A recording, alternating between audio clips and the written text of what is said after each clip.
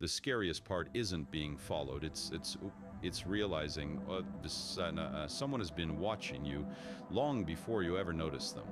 They didn't rush, they didn't make a sound, they simply waited.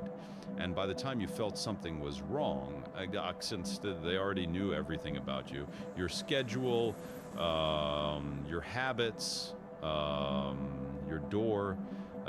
These are three real cases from California where someone's patience was the most terrifying thing of all.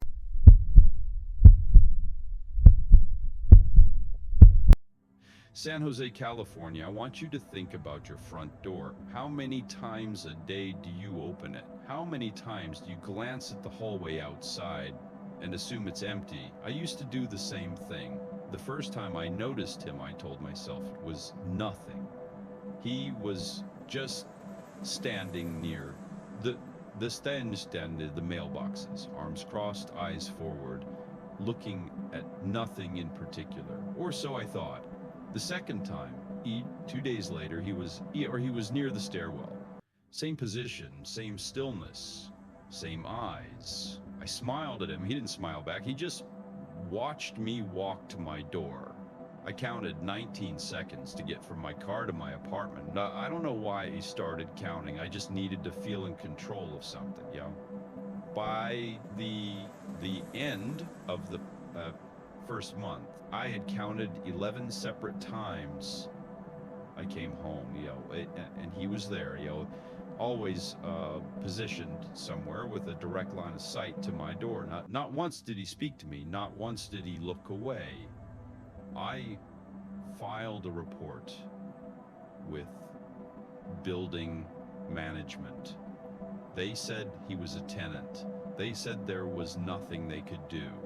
That night, I didn't sleep. Not because of the sounds, because of one thought that wouldn't leave me alone.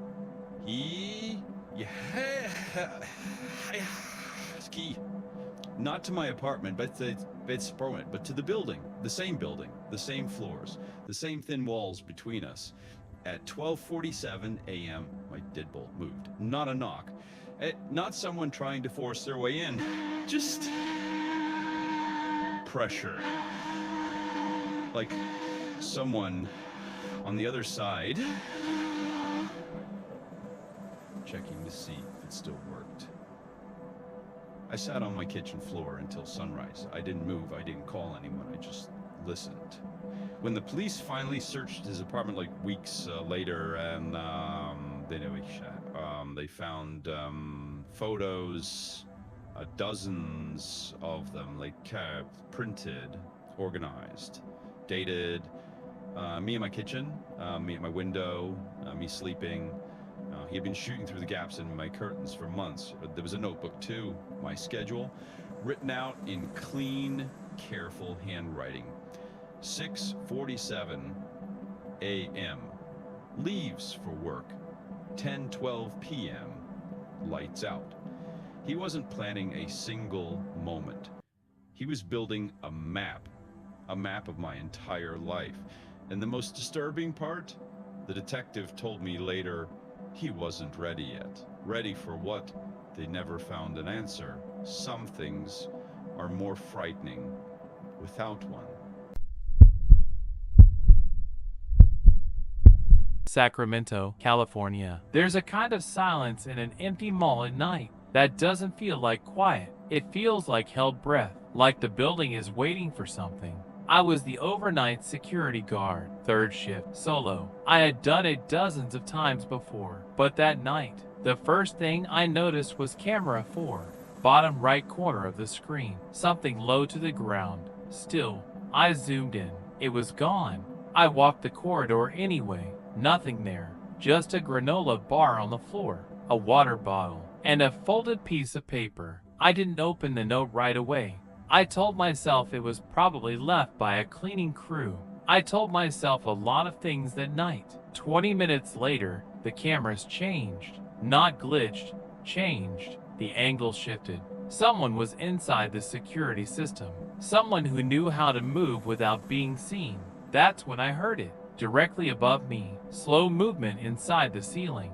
not pipes, not ventilation. Footsteps, careful ones. My radio clicked on by itself. Static, then breathing, close, controlled, like someone standing right behind me. I ran. I didn't stop until I hit the parking lot and the cold air hit my face. The investigation revealed what I couldn't have imagined. A man had been living inside the mall, in the maintenance crawl space above the ceiling panels, for 6 weeks. He had carved out a sleeping area. He had tapped into the security system. He had studied every guard's rotation, every camera blind spot, every exit point. The note I found? It had my full name on it, not the name on my badge. My real name, the one no one at that job had ever been told. He had researched me from the outside before I ever set foot in that building. The police said he showed no signs of wanting to harm anyone, but I've thought about that a lot since. Because a person who watches that carefully, who waits that long, who learns that much, always wants something. He just hadn't decided to take it yet. Los Angeles, California. There's a stretch of road above Topanga Canyon that most people don't take after dark. Not because it's dangerous, because it's wrong in a way you can't explain until you're on it. The first time I drove it, I nearly missed her. She was standing at the edge of the shoulder, barefoot, staring down the hill. I slowed down. She turned, and the first thing she said was, "Keep driving, don't stop here." I drove. I told myself she was a hiker. I told myself I'd misheard her. I stayed off that road for a week. Then I made the mistake of thinking nothing had happened. The second night I drove it, she was in the same place, same spot, same bare feet. This time I rolled the window down. She looked at me for a long moment. Then she said, "I told you not to come back." I left and didn't return for 2 weeks. Then, on a Tuesday night, I found myself on that road again without really deciding to be. The drive was quiet, too quiet, no wind, no animal sounds, nothing. Just the low hum of the engine and the dark pressing in from both sides. I heard fabric move behind me,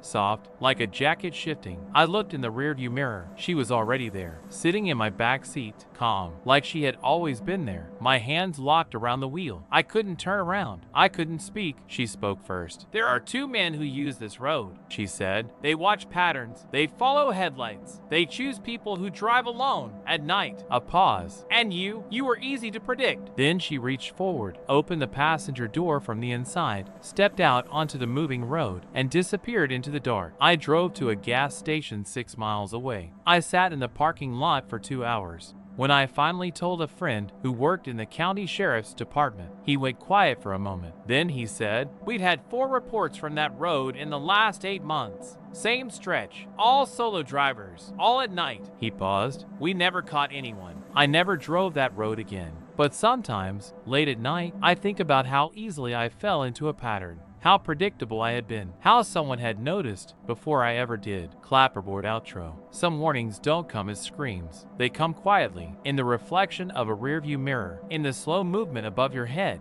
in the careful handwriting of someone who had been watching you for months. The people in these stories didn't choose to be targets. They were simply predictable. They had routines. They had patterns. And the wrong person noticed. The most dangerous kind of threat isn't the one that rushes at you. It's the one that waits. The one that studies. The one that learns you until the moment they decide you're ready. And by then, you never saw it coming. Like and subscribe if you want more real stories. Drop a comment which one stayed with you the most.